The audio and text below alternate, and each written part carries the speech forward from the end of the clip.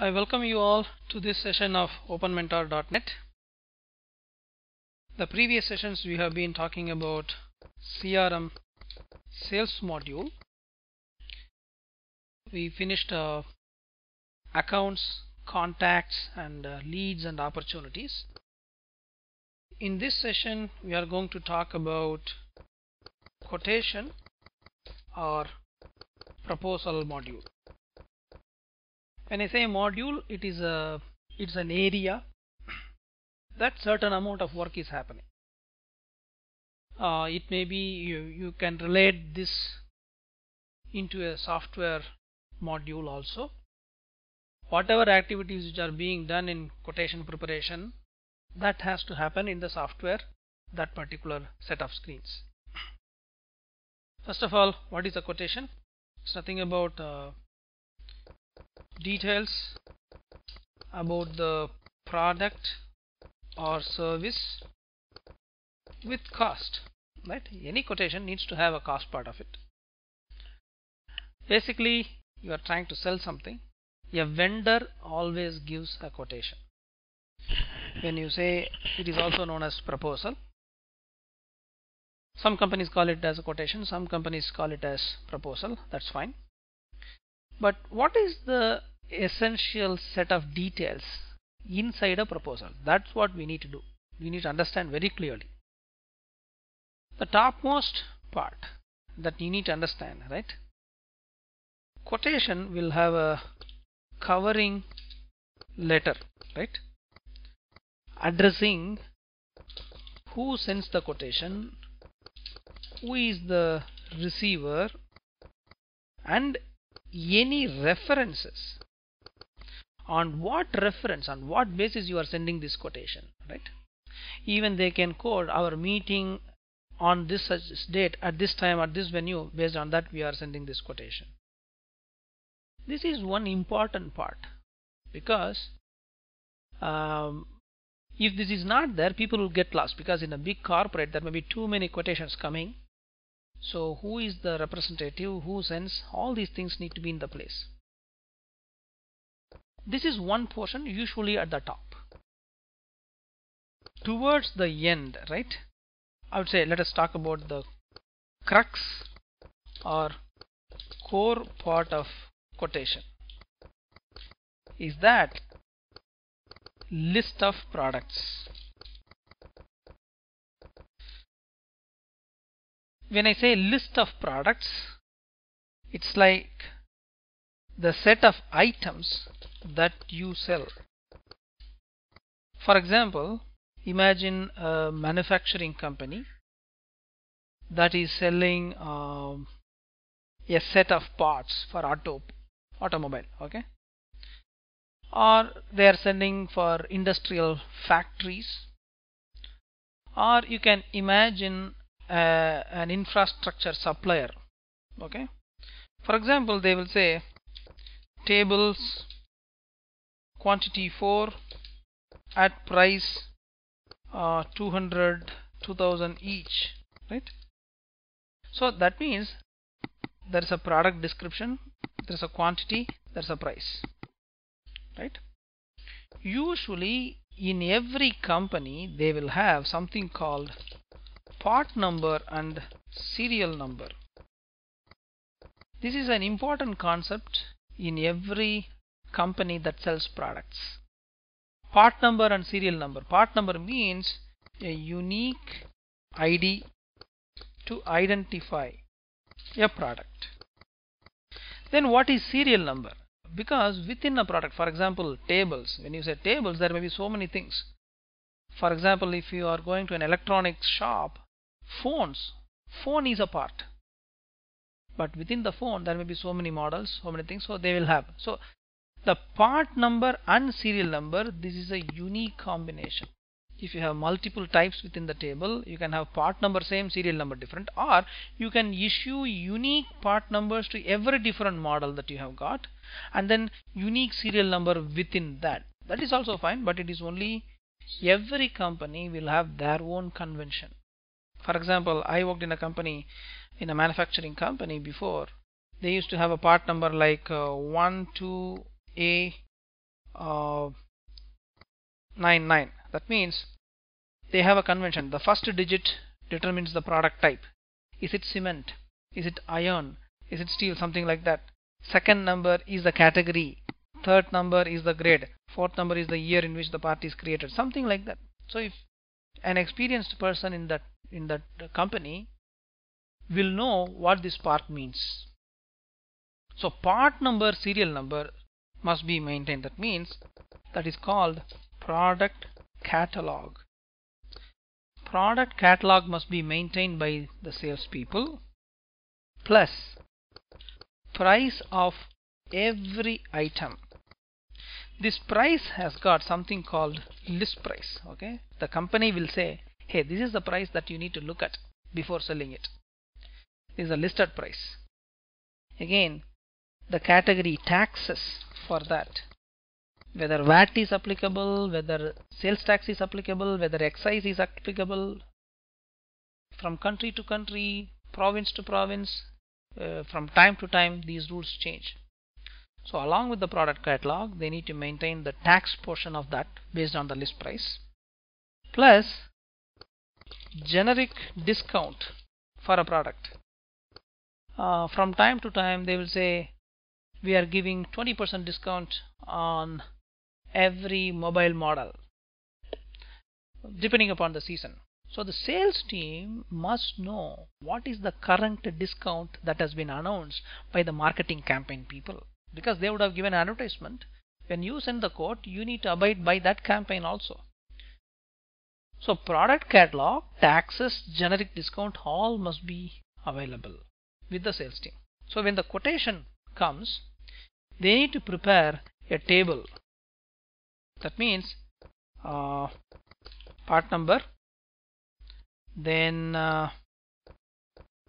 description of course, then quantity, price, discount, right?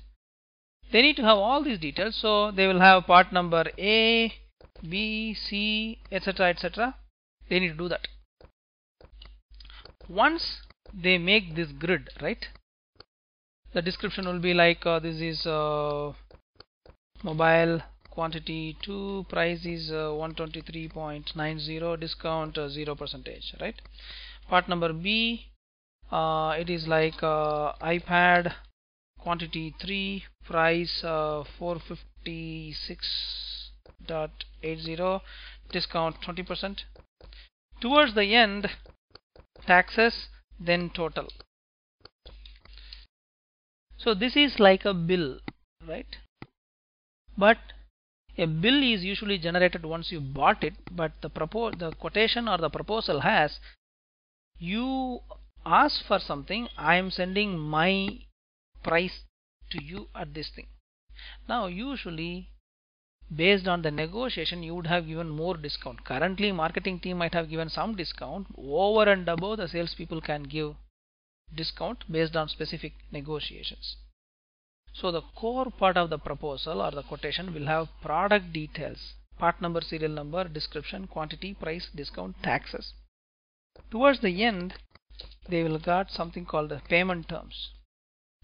Payment terms will be okay, 25% advance, something like that, another 50% on delivery, another 50% after 1 week, and along with that the tax code, bank account number to remit the money, right?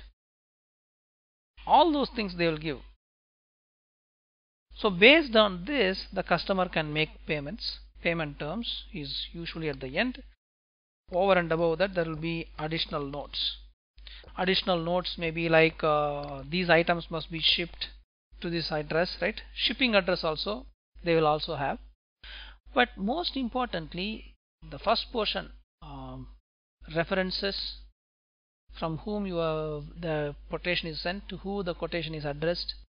Then the crux part, serial number, quantity, price, discounts, taxes. Towards the end, payment terms. And every company will use templates for quotation, because if you send 10 quotations, they all should look very similar. Otherwise, if you start typing every new quotation, it will take more time. At the same time, it will lead to errors. So they will use templates for these quotations. Then you need to track when quote is sent, right? When is it acknowledged by the customer, right? All these things you need to track. Whether it has really reached. Some customers really need a hard copy, so you need to print it and then send it by post. That's also required. So quotation will have these many details. Now what happens is, once the quotation is done, customer will call you, then they will have negotiations. After that, there may be first level negotiation, there may be second level negotiation, right? Once all these things are done, customer will also give contract or order, right? Some companies call it as contract, some companies call it as order, right? Usually it may be a purchase order or whatever. But the thing is, an order means I'm confirming that I'm buying this item from you. A contract has to be jointly signed by the vendor and the customer. Order is given by the customer. Yes, based on your quotation, I am buying these things. Pretty much whatever details you have seen, it will be in the order also. At the same time, the price and discounts may change. Quantity also may change. Usually the contract is a document. This document will have parties. Who is the buyer, who is the seller, basically customer and vendor. Then effective period of this contract, terms and conditions, and then any legal issues, then escalation procedures. Typically, I think whatever binding contract that you can make with the customer, you can put into this contract. Again, when it comes to contract, when is it signed, right? What is the effective time, right? All those things need to be maintained. Also, when a contract is expiring, that means by February 15th this contract is going to be obsolete. Then when it is expiring, there should be reminders from the system. Sales team should remind, hey, your AMC, annual maintenance charges contract, is going to expire by this date. Please renew. The renewable rate is this. So unless you notify your customers, it will be very difficult. Again, when it comes to reminders, when is it sent, right? Is it received by the customer? Then is it renewed? All those things you need to maintain in a system. Many companies do maintain all these things in spreadsheets, but better to have it in a system. So when it comes to the second part of sales, it's all quotations, negotiations, orders. So the CRM must have all these things embracing in it, right? So the CRM, though it contains marketing, sales and customer support, the real selling happens at the sales. Okay? So though you know a person, closing the deal is the key. So very important role is given to sales, and the sales team must have a very, very good relationship to the customer. That is the key part of sales, and any details that a sales member from your company is having with the contact or an account or with respect to one opportunity must be tracked. At any point of time, we need to know what happened with this contact, what happened with this opportunity. That will help to do post-mortem of all lost orders. You send quotation to 10 people, only 2 people are coming back and then buying from you. You lost 8. Why did we lose those 8? That analysis is the key post-mortem for the sales team to make improvement, to grab more market. Okay, so I will stop at this point on the sales. In the next session, we will be talking about customer support. Thank you.